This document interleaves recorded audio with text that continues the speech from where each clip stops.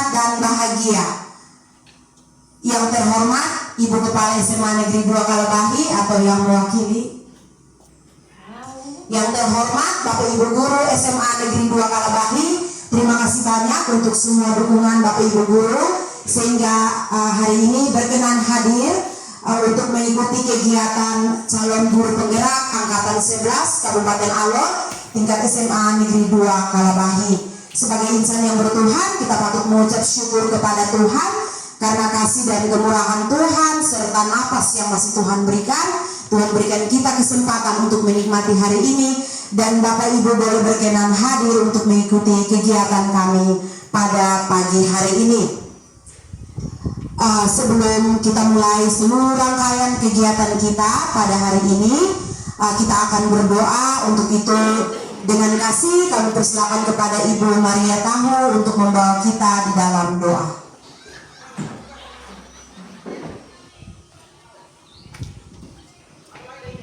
Baik, sebelum kita mulai kegiatan kita, izinkan saya berdoa, dan doa ini akan saya pimpin dalam kepercayaan saya, yaitu Kristen Protestan. Kita berdoa. Terima kasih Bapa di surga, Bapa yang baik dalam kehidupan kami. Kami sungguh mengucap syukur kepadamu Tuhan, hanya oleh anugerah dan kemurahan Tuhan, karena belas kasihan Tuhan bagi kami ada dan kami hidup sampai dengan saat ini. Terima kasih Tuhan, kami juga mengucap syukur kepadamu. Tuhan boleh menuntun akan kami di tempat ini, baik guru-guru SMA Negeri 2 Kalabahi, untuk mengikuti kegiatan yang dilakukan oleh teman guru kami sebagai calon guru penggerak angkatan 11. Kami mohon penyertaan Tuhan, perlindungan Tuhan dalam kegiatan kami ini, mulai dari awal, pertengahan sampai selesai, hanya jadi di dalam nama Tuhan Yesus Kristus. Terima kasih Tuhan Yesus. Ini doa kami dalam anak-Mu Tuhan Yesus Kristus, penolong kami berdoa. Haleluya. Amin. Ya, baik, terima kasih Ibu. Ya, Bapak Mama sekalian, Bapak Ibu sekalian, sebelum kita mulai memaparkan, selamat pagi Ibu-ibu cantik. Semoga hari ini berjalan dengan baik. Bisa berikan tepuk tangan? Iya, baik, terima kasih.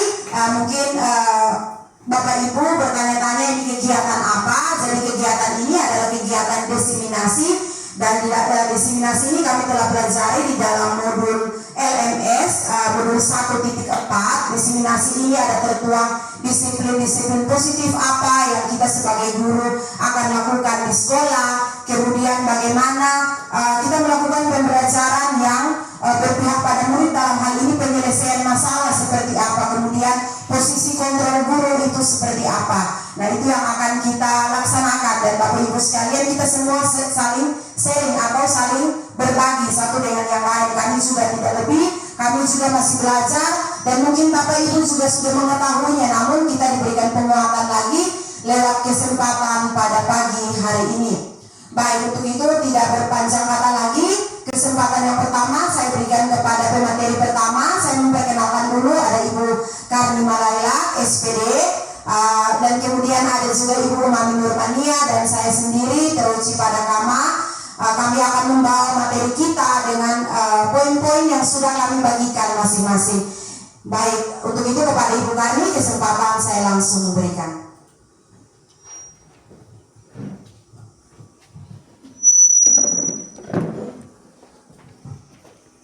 Hai. Selamat pagi teman-teman semua. Selamat pagi. Sekali lagi saya mengucapkan selamat datang. Terima kasih untuk partisipasi dari teman-teman untuk hadir dalam kegiatan ini, untuk membantu kami calon guru penggerak melaksanakan kegiatan aksi nyata ini. Baik, saya akan langsung pada materinya. Pada aksi nyata modul 1.4 budaya positif, ada beberapa materi yang telah kami dapat, dan kami ditugaskan untuk berbagi dengan teman-teman guru.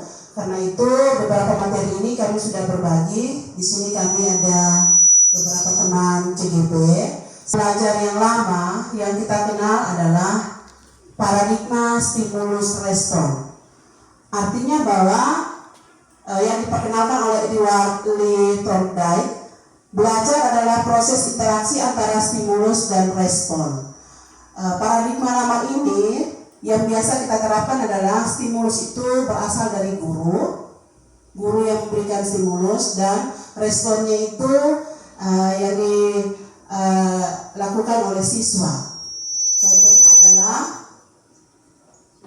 Contohnya adalah misalnya guru merancang metode pembelajaran. Itu adalah contoh stimulus, atau guru menyiapkan materi, atau guru memberikan tugas. Kemudian respon yang disampaikan oleh siswa adalah siswa mengerjakan sesuai dengan metode yang disiapkan, atau siswa mengerjakan tugas yang diberikan. Sedangkan paradigma yang baru yang kita kenal adalah paradigma teori kontrol. Paradigma ini menyatakan bahwa semua perilaku memiliki tujuan, bahkan perilaku yang tidak disukai. Maksudnya adalah bahwa semua perilaku yang dilakukan oleh seseorang, salah satu teman sebagai posisi A, satunya sebagai posisi B, masing-masing mengepalkan tangan, satu-satunya mengepalkan tangan. Kemudian teman yang satunya berusaha untuk membuka tangan teman yang sedang mengepal itu, ya. Atau sebaliknya, teman yang B mengepalkan tangan dan teman yang A berusaha untuk membuka teman yang sudah mengepalkan tangan itu. Mungkin kita bisa praktik, ya? Iya. Nah, kita mencari pasangan 2 orang, kita membutuhkan 2 orang, ya. Nah, di sini dia sarankan bisa juga dengan cara membujuk, kawan buka tangan kok. Bisa juga dengan marah, buka tangan kok, nanti saya kasih hukuman.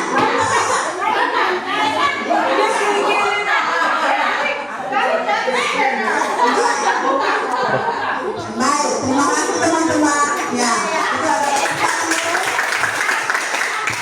baik, itu adalah kegiatan pemantik bagaimana kita memahami teori kontrol itu.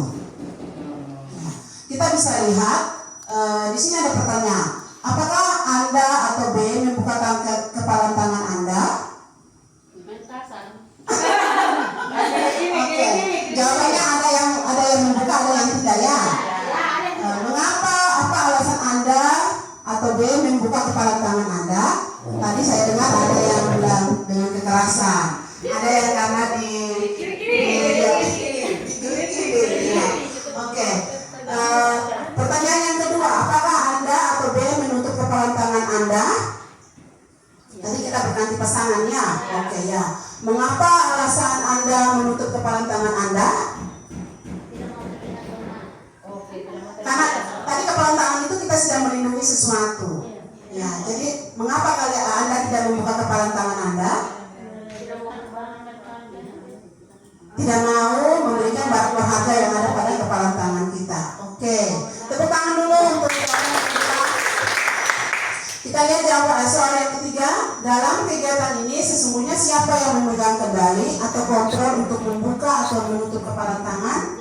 Diri sendiri. Kita hampir menemukan jawabannya. Kita bisa lihat, tepuk tangan untuk pertanyaan yang ketiga. Kita bisa lihat alternatif jawabannya.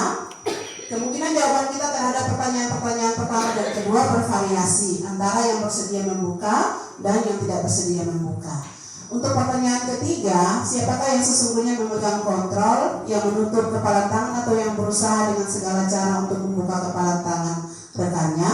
Jawabannya tentu diri kita sendiri. Berarti tadi jawabannya luar biasa. Sekali lagi tepuk tangan.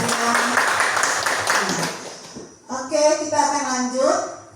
Kalau begitu seperti apa perubahan paradigma? Tadi paradigma yang lama adalah stimulus kontrol. Kita masuk paradigma yang baru adalah teori kontrol yang diperkenalkan oleh Stephen R. Covey.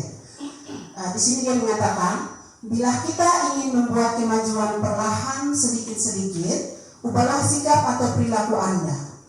Namun bila kita ingin memperbaiki cara-cara utama kita, maka kita perlu mengubah kerangka acuan kita.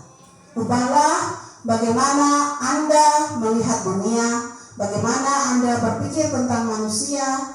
Ubahlah paradigma Anda, skema pemahaman dan penjelasan aspek-aspek tertentu tentang realitas. Sungguh menyentuh apa yang dikatakan oleh Stephen ini. Kita bisa melihat perbedaan paradigma stimulus kontrol kepada pendekatan teori kontrol. Pada stimulus respon, kita lihat kebutuhan atau realitas kita sama. Kita melihat bahwa kebutuhan kita itu sama. Tetapi di teori kontrol menyatakan bahwa kebutuhan kita itu berbeda. Yang kedua, tetapi pada teori kontrol kita sendiri yang mengontrol diri kita. Oke, stimulus respon yang berikut, pemaksaan ada pada saat bujukan atau gagal. Sedangkan teori kontrol, kolaborasi dan konsensus menciptakan.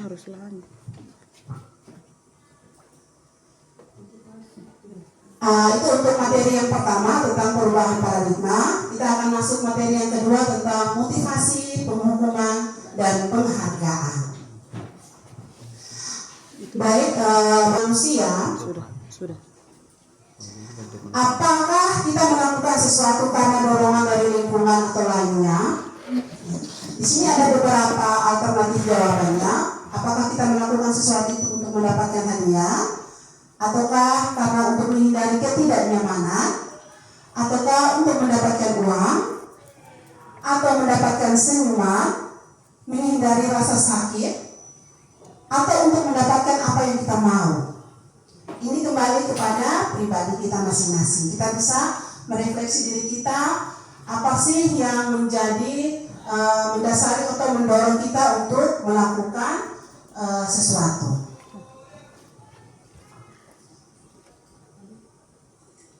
Tadi ada beberapa alternatif.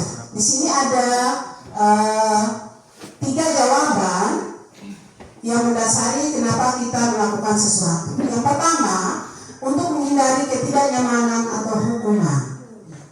Ini adalah tingkat terendah dari motivasi perilaku manusia. Di sini agak ironis karena dikatakan tingkat terendah. Ya. Sampai seseorang melakukan sesuatu untuk menghindari kenyamanan atau hukuman. Biasanya orang yang motivasi perilakunya untuk menghindari hukuman atau ketidaknyamanan akan bertanya, apa yang akan terjadi apabila saya tidak melakukannya? Sebenarnya mereka sedang menghindari permasalahan yang muncul dan berpengaruh pada mereka secara fisik, fisiologis maupun tidak terpenuhinya kebutuhan mereka. Bila mereka tidak melakukan tindakan tersebut, motivasi ini bersifat eksternal. Jadi berdasarkan sesuatu yang berasal dari luar. Oke. Kita masuk yang kedua, untuk mendapatkan imbalan atau penghargaan. Jadi kita melakukan sesuatu itu karena untuk mendapatkan imbalan atau penghargaan dari orang lain. Satu tingkat di atas dari motivasi yang pertama. Ya. Di sini orang berperilaku untuk mendapatkan imbalan atau penghargaan dari orang lain. Orang dalam motivasi ini akan bertanya, apa yang akan saya dapatkan apabila saya melakukannya? Mereka melakukan sebuah tindakan untuk mendapatkan pujian dari orang lain yang menurut mereka penting dan mereka letakkan dalam dunia berkualitas mereka. Mereka juga melakukan sesuatu untuk mendapatkan hadiah, pengakuan, atau imbalan. Motivasi ini juga masih bersifat eksternal karena berasal dari luar diri. Yang ketiga, untuk menjadi orang yang mereka inginkan dan menghargai diri sendiri dengan nilai-nilai yang mereka percaya. Orang dengan motivasi ini akan bertanya, akan menjadi orang yang seperti apa bila saya melakukannya. Mereka melakukan sesuatu karena nilai-nilai yang mereka yakini dan hargai. Dan mereka melakukannya karena mereka ingin menjadi orang yang melakukan nilai-nilai yang mereka yakini tersebut. Ini adalah motivasi yang akan membuat seseorang memiliki disiplin positif karena motivasi berperilakunya bersifat internal. Artinya bahwa yang ketiga ini berasal dari diri sendiri.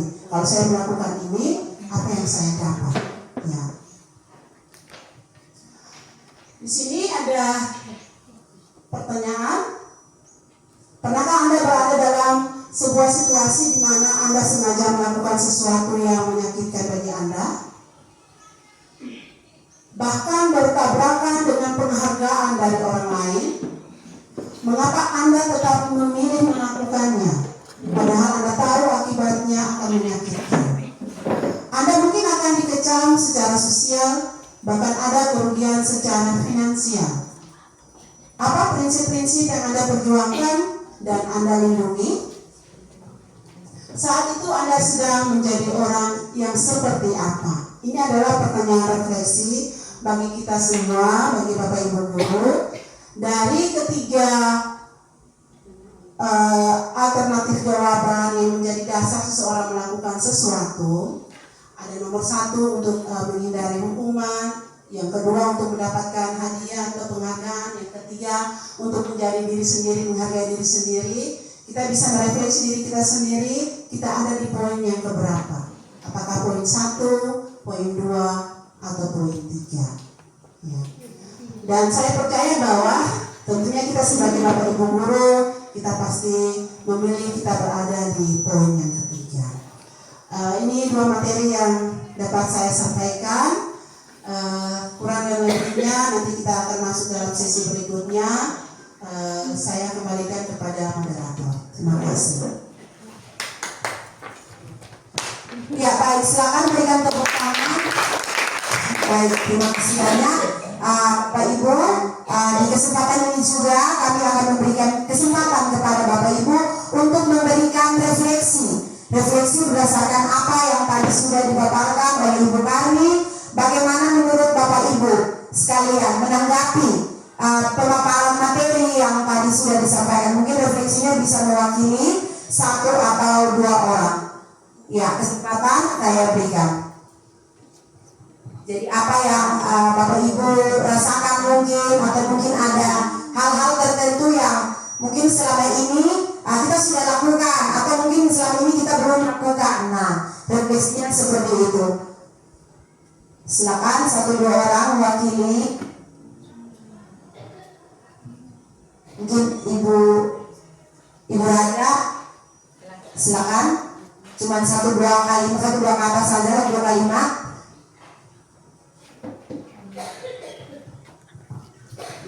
Terima kasih untuk kesempatan yang diberikan. Luar biasa, kita tepuk tangan untuk ini yang ini kan baru sebuah hadir dan mengikuti, sangat keren, sangat bagus. Dan di sini saya melihat ada beberapa hal.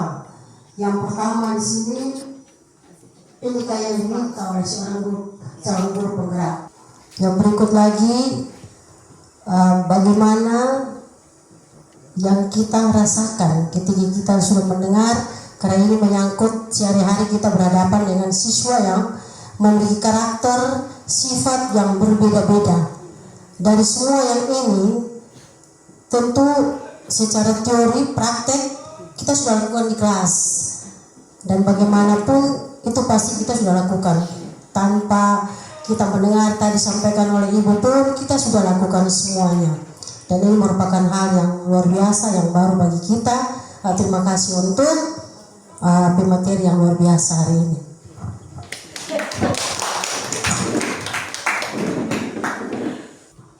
Iya, terima kasih banyak kepada Ibu Raja yang sudah membawakan refleksi untuk kita semua. Mari kita berikan tepuk tangan sekali lagi kepada kita semua. Baik Bapak Ibu, sebelum kita lanjut materi berikut, kita punya SPG. Silakan mengikuti apa yang saya katakan di sini supaya tidak tegang, supaya ada sensibilitas yang harus kita hadapi.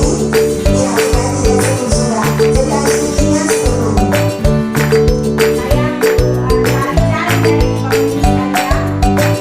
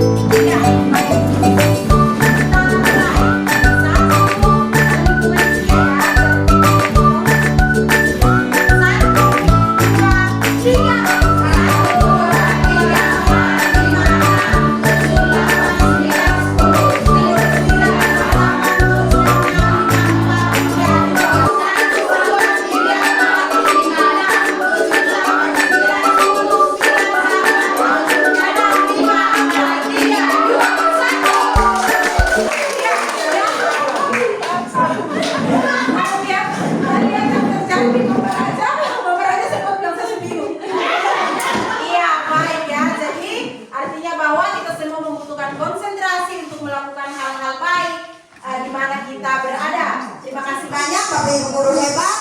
Baik, selanjutnya materi berikut tentang konsep-konsep utama dari modul 1.4 itu tentang budaya positif yang akan dibawakan oleh Ibu Umati Nurmania SPD. Kesempatan kami berikan. Ya, silakan kita berikan pertama.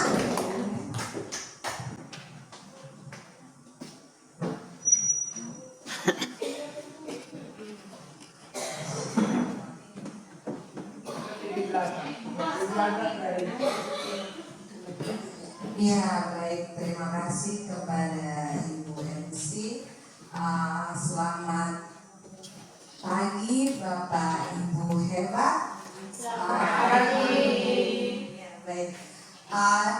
Saya akan membawakan materi tentang konsep-konsep utama dari modul 1.4 budaya positif.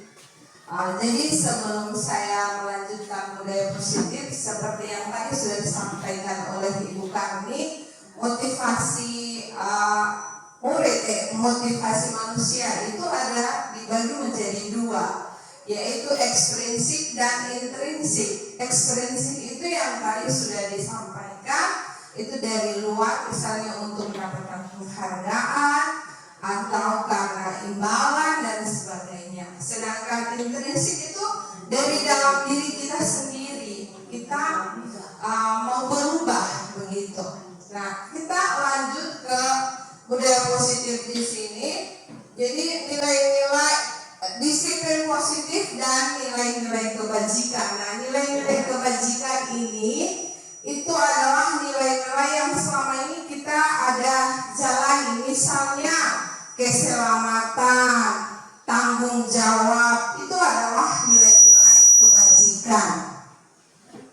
Nah, nilai-nilai kebajikan ini membantu disiplin positif, membantu murid memahami dan menyadari perilaku mereka berdasarkan motivasi internal dalam diri mereka, bukan hanya karena hukuman atau penghargaan eksternal. Jadi kita intinya bahwa disiplin positif itu supaya berpihak pada murid, lalu supaya murid ini melakukannya berdasarkan dirinya sendiri, bukan karena imbalan ataupun karena penghargaan, tetapi dia sadar bahwa yang dia lakukan itu untuk dirinya.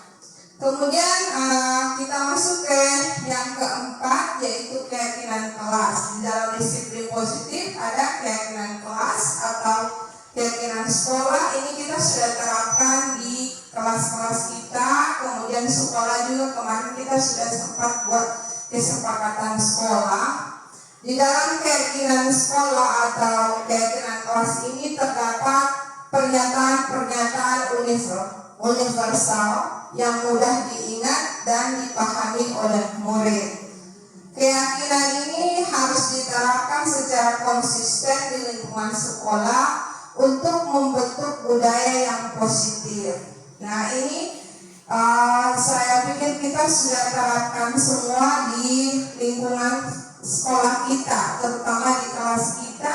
Kita sudah tempelkan keyakinan kelas masing-masing.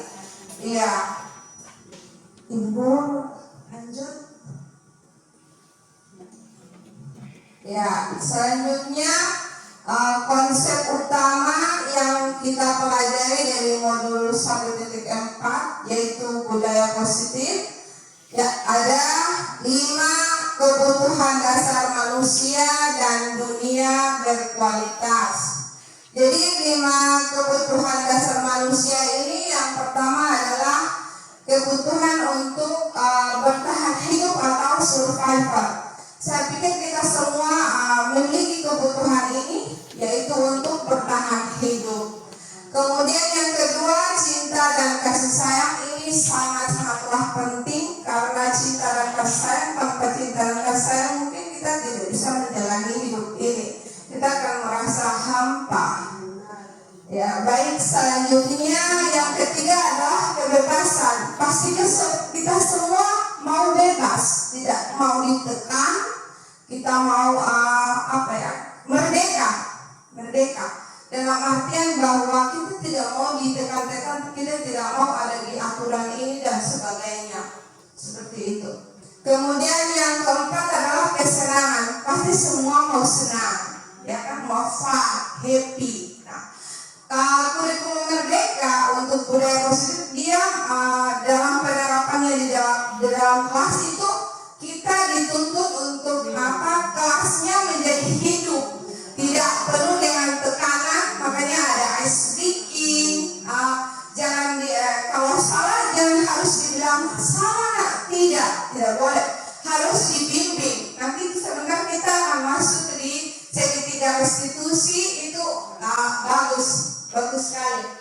Ya, kita lanjut di kekuasaan. Nah, pasti kita semua punya dalam diri kekuasaan, menguasai di sini dalam artian bukan mau kuasai satu hal ini, bukan, tetapi menguasai dalam diri kita, kemudian apa yang mau kita lakukan, mengolah emosi kita, seperti itu.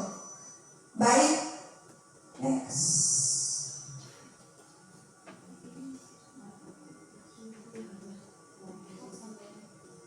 Iya, baik. Kemudian yang keenam ini restitusi. Restitusi yang tadi saya sampaikan. Yang pertama ada 5 posisi kontrol. Nah, 5 posisi kontrol ini yang pertama adalah penghukum. Ini yang sering kita lakukan. Saya dulu sebelum ikut CDP juga saya melakukan hal ini. Iya.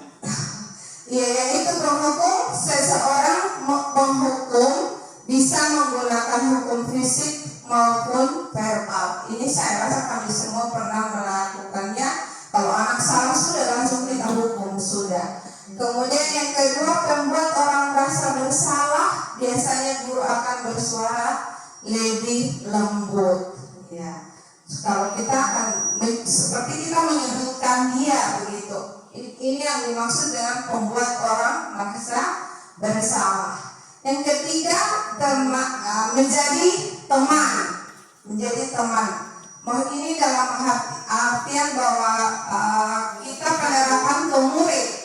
Kita bisa menjadi penghukum, kemudian membuat orang bersalah. Yang ketiga, kita bisa menjadi teman dengan siswa kita, yaitu guru pada posisi ini tidak akan menyakiti murid, namun akan tetap berupaya mengontrol murid melalui persuasi atau ajakan. Ya.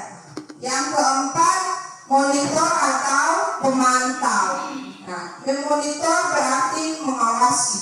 Artinya kita hanya sebagai tim pemantau di dalam kelas, kita hanya memantau anak-anak, sudah selesai.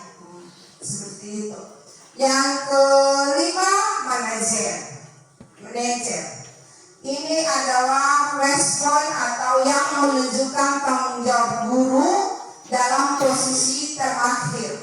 Manajer adalah posisi mentor di mana guru berbuat sesuatu bersama dengan murid, mempersilahkan murid mempertanggungjawabkan perilakunya, mendukung murid agar dapat menemukan solusi atas permasalahannya sendiri. Sebentar akan seru ketika kita masuk di restitusi. Bagaimana kita menyelesaikan permasalahan-permasalahan anak yang kita hadapi di lingkungan sekolah kita. Mungkin dari saya seperti itu, kurang dan lebihnya mohon dimaafkan. Saya kembalikan kepada MC.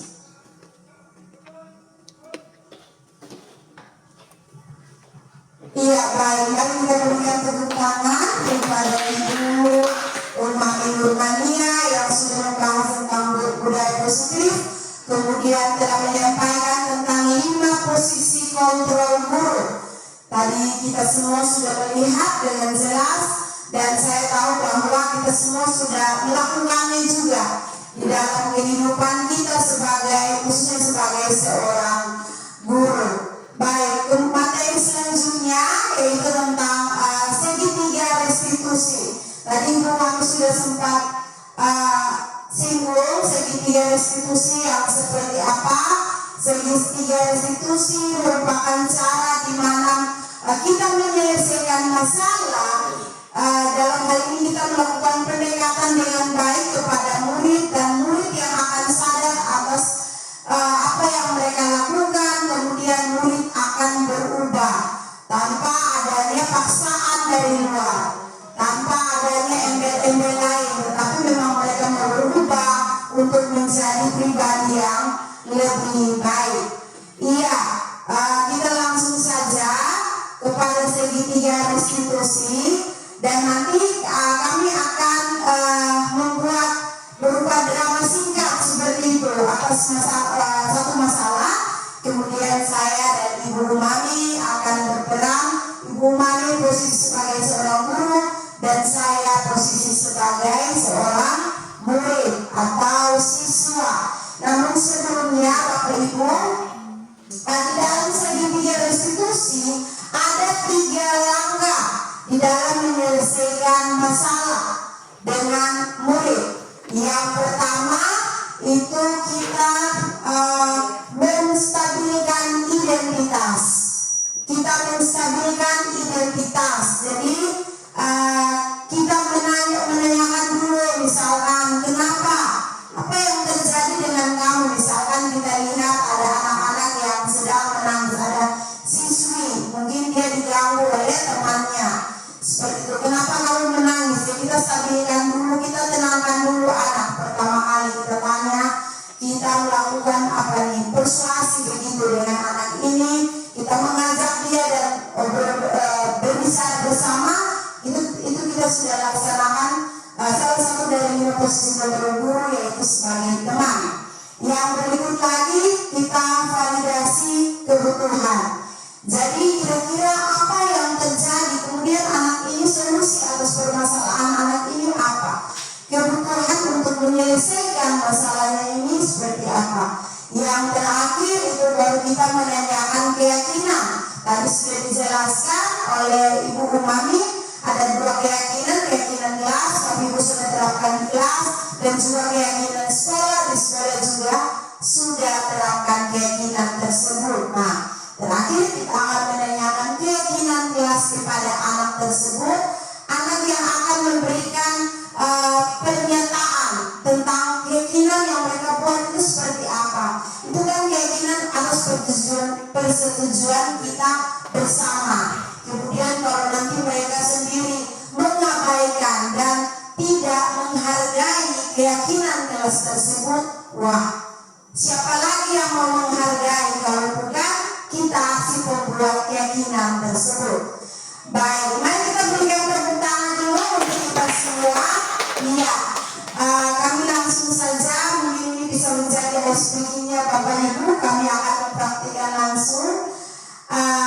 Iya, dengan Ibu Umami. Untuk itu Bapak Ibu silakan menyaksikan apa yang kami tampilkan di depan.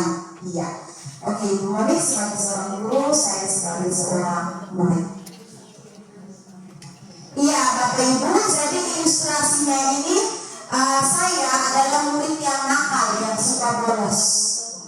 Iya, jadi saya suka bolos. Kemudian bagaimana penanganan Ibu Umami sebagai seorang wali kelas terhadap saya, atau sebagai seorang guru boleh kepada saya. Mari kita saksikan langsung.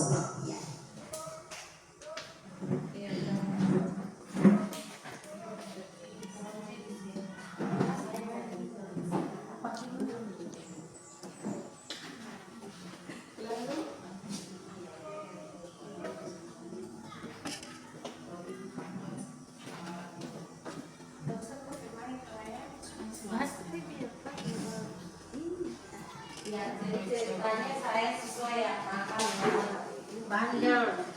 bandel.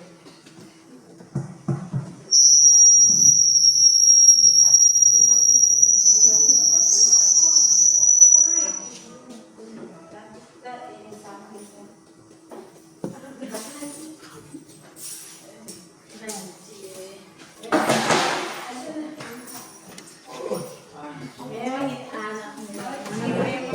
Oh, masuk ke ruangan mereka. Asiknya. Oke, Bu.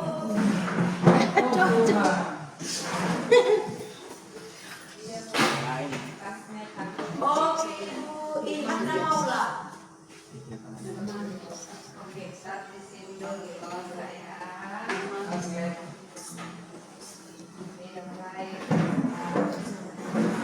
Kemudian baik. Oci, Ibu bagaimana kabarnya? Baik Ibu, terima kasih.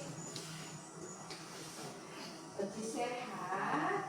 Sehat loh. Oci tahu Bapak Ibu. Oh iya. 10 berapa? 10 satu. Oh iya. Beli gorengan. Sudah. Ada gorengan. Mau selesai selesai omong. Sudah. Oh iya kan. Oci tahu kenapa Ibu panggil Oci? Tidak, ibu mau pasti minta gorengan. Tidak, Ibu justru punya uang untuk beli. Oh. Oci bisa diam atau tidak? Bisa. Oh iya baik. Oci tidak tahu kenapa Ibu panggil Oci ya. Tadi ada kejadian apa di kelas? Tidak ada. Itu saya ingat-ingat dulu ya Ibu. Kejadian banyak. Oh ini siapa nih? Ekonomi cari melawan. Lazarus salam kasih Maria. Ini ulas bahasa Ibu. Iya baik Oci, Oci bisa dengar. Bisa. Iya baik Oci, kenapa Ibu memanggil Ibu?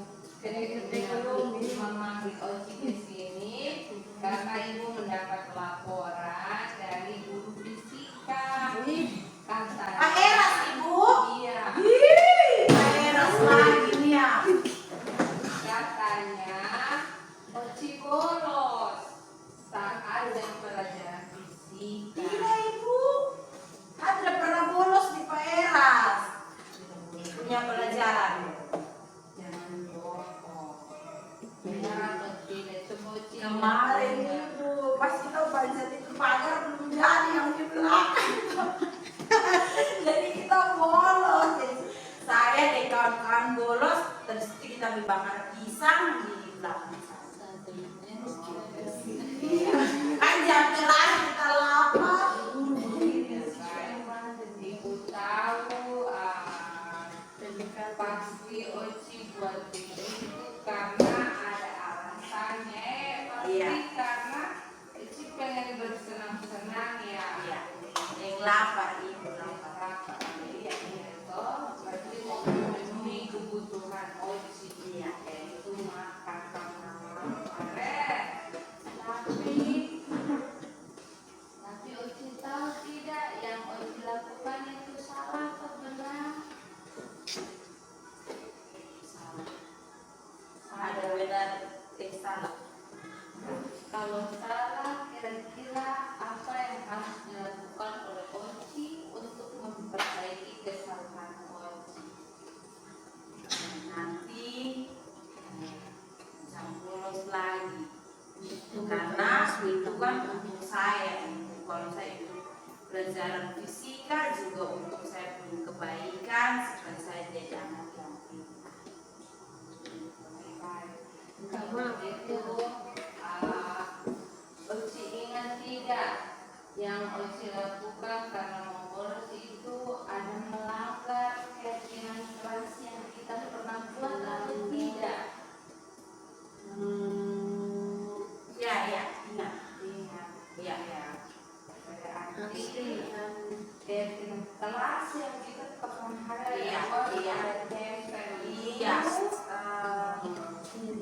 Tidak boleh. Apa salah satu poinnya apa? Oci ingat atau tidak? Harus hadir di sekolah. Iya. Kan disiplin. Ya disiplin. Ya benar. Ya itu kan bukan Ibu yang buat, toh ya semua yang buat. Ya berarti Ibu harap Oci menyadarinya dalam diri Oci bahwa apa yang Oci lakukan itu salah dan melanggar kesepakatan kelas yang sudah kita kita sudah sepakati. Betul.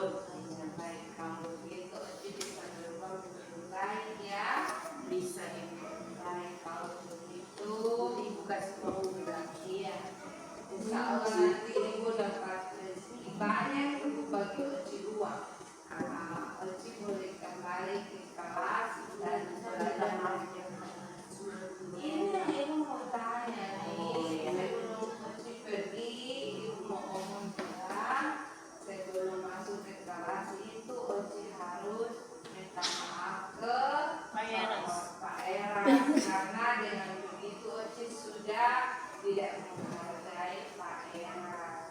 Toh nanti kan pasti Pak Eras merasa tersinggung.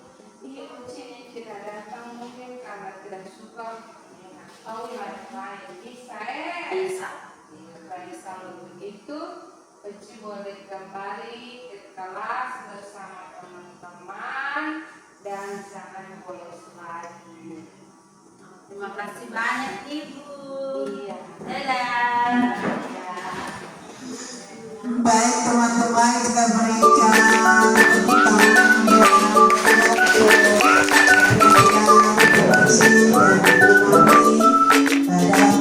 setia institusi bagaimana menyelesaikan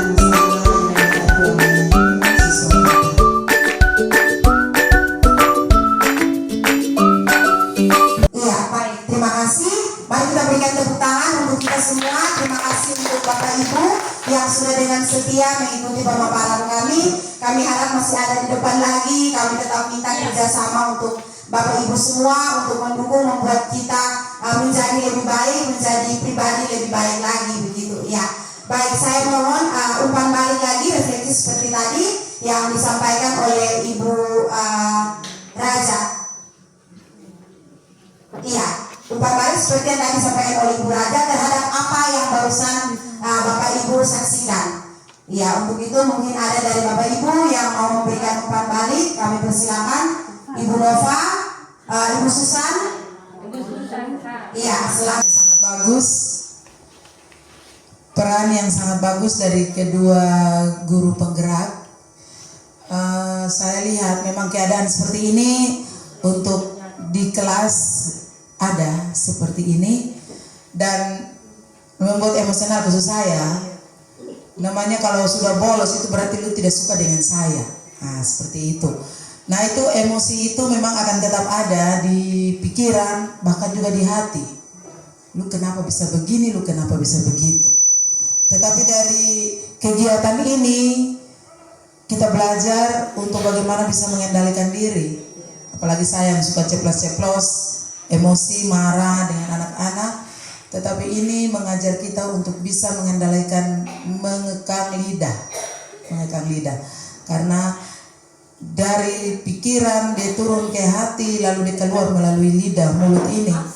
Itu hampir-hampir tidak terkontrol. Jadi di sini kita belajar berbicara yang halus, suara. Saya mau belajar seperti Ibu Ami juga harus belajar yang mungkin membutuhkan waktu yang cukup ya 1-2 minggu atau bahkan 1 tahun juga. Karena memang Ibu Ami dasarnya sudah begini, mau marah juga berarti kita tidak tahu dia ada marah atau tidak. Nah, ini menjadi pembelajaran dari kita. Ini ada segitiga di sini, restitusi namanya. Bagaimana kebutuhan guru dan bagaimana kebutuhan siswa. Kalau kita berpikir bahwa ya dia bolos itu mungkin dia punya alasan tertentu, seperti tadi dia lapar. Dia lapar dan dia tidak suka dengan Pak Eras sehingga dia keluar. Nah, ini menjadi pembelajaran bagi kita untuk kita mencari tahu isi hati daripada siswa tersebut. Tapi kebanyakan kita lebih monoton dalam menghukum anak-anak atau memarahi anak-anak. Baik, terima kasih untuk Ibu berdua. Ini yang dapat saya pelajari atau yang dapat saya terima. Terima kasih. Baik, terima kasih banyak. Yang saya pelajari juga barusan dari apa yang Ibu Susan sampaikan bahwa Bapak Ibu di dalam proses untuk menjadi baik itu tidak tergantung pada usia seberapa tua kita, tidak. selama kita masih hidup, itu kita wajib untuk belajar, berproses untuk lebih baik lagi. Terima kasih banyak sekali lagi. Baik, sebelum kita menutup semua rangkaian kegiatan kita pada siang hari ini, kita ada ice breaking terakhir sebagai penutup. Setelah itu kita tutup lagi dengan doa. Bapak Ibu bisa melaksanakan aktivitas selanjutnya.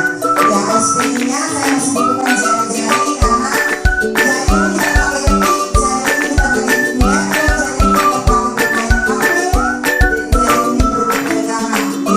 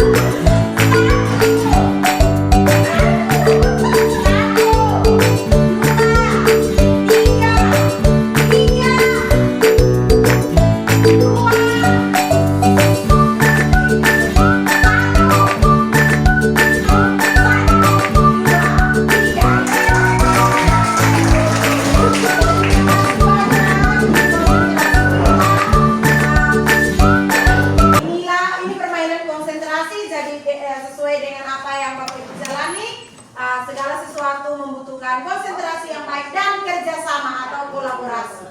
Iya, yes, kita menutup kegiatan kita pada saat siang hari ini dengan doa. Dan untuk itu kesempatan saya berikan kepada Ibu Nova untuk memimpin kita dalam doa.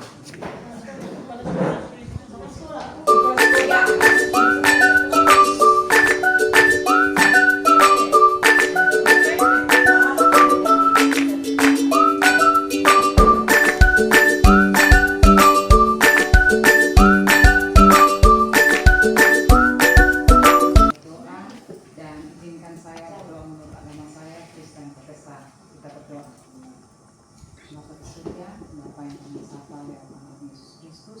Terima kasih karena Tuhan telah memimpin kegiatan dari teman-teman calon guru penggerak yang dari awal ke tengah hingga akhirnya boleh berjalan dengan baik. Di atas semua yang mereka lakukan ini boleh berhasil dan manusia dan juga kelihatan. Kami akan kembali beraktivitas melakukan kegiatan persiapan akreditasi yang Yesus Maria memberkati. Itu ada yang harapan kami Bapa. Hanya di dalam nama Yesus Kristus kami berdoa kepada Bapa Surgawi. Haleluya. Amin. Terima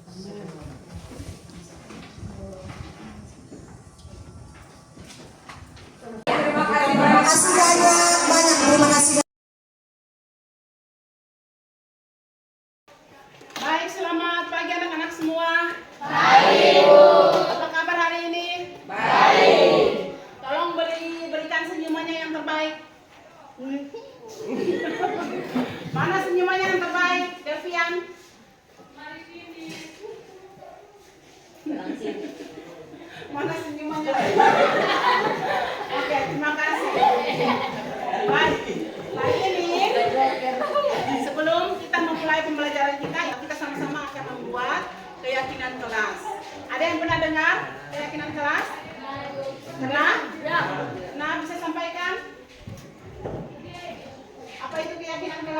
kelas tepat waktu.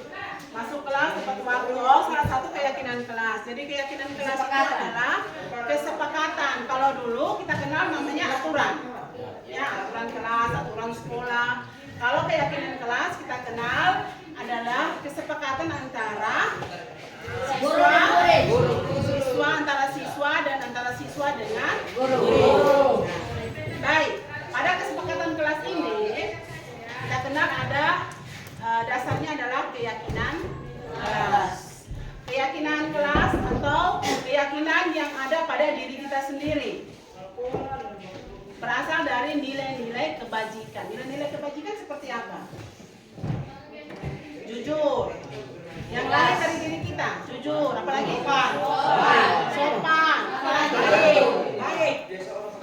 Baik, berbuat baik, santun. Tegas, disiplin ya maksudnya, disiplin. Oke. Nilai-nilai kebajikan itulah yang akan menjadi dasar untuk kita membuat keyakinan kelas. Sekarang Ibu mau tanya, kalian mau kelas kalian yang seperti apa supaya di dalam kelas itu semuanya baik-baik saja, berjalan dengan lancar. Jangan Ibu jangan tertib. Oke, Ibu akan bagikan kertas stick note ini satu orang satu. Kalian satu orang cukup tulis satu saja.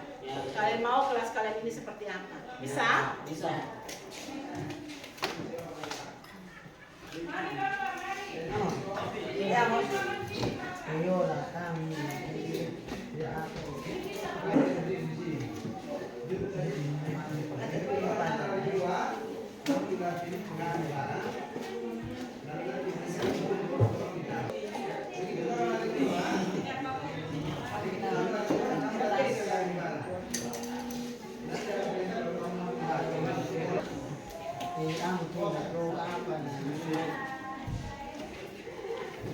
Satu orang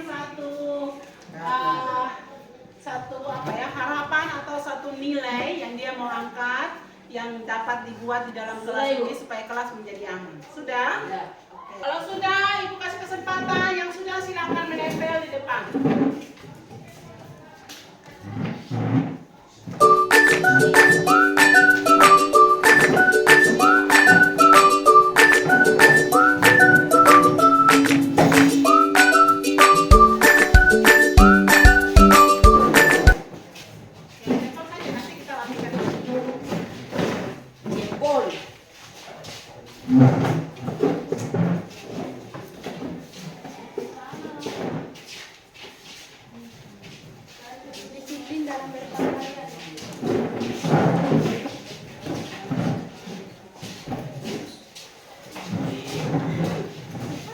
Jangan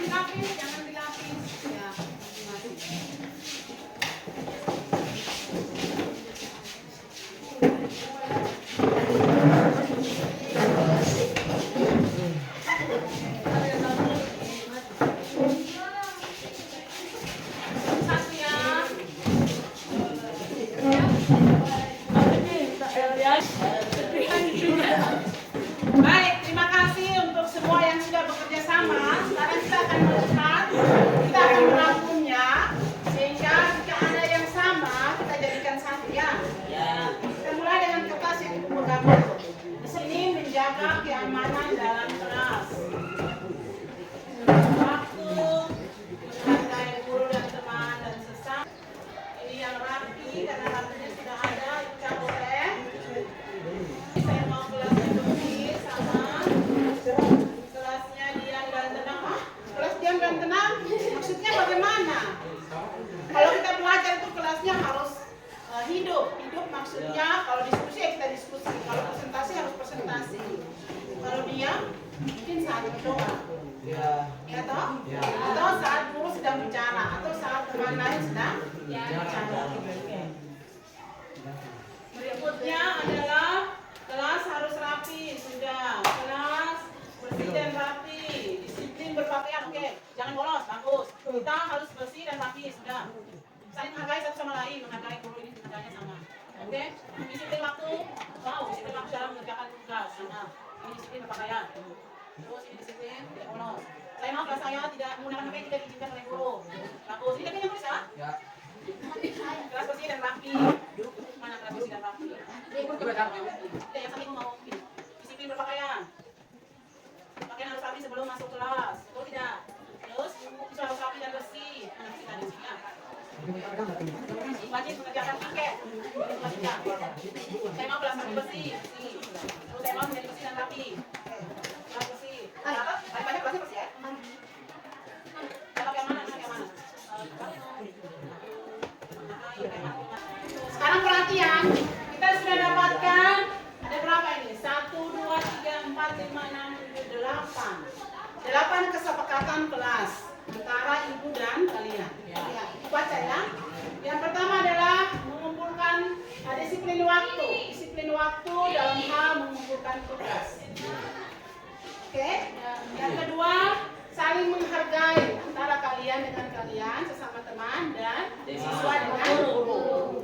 Yang ketiga adalah kelas yang bersih dan rapi. Keempat adalah berdoa sebelum dan sesudah KBM.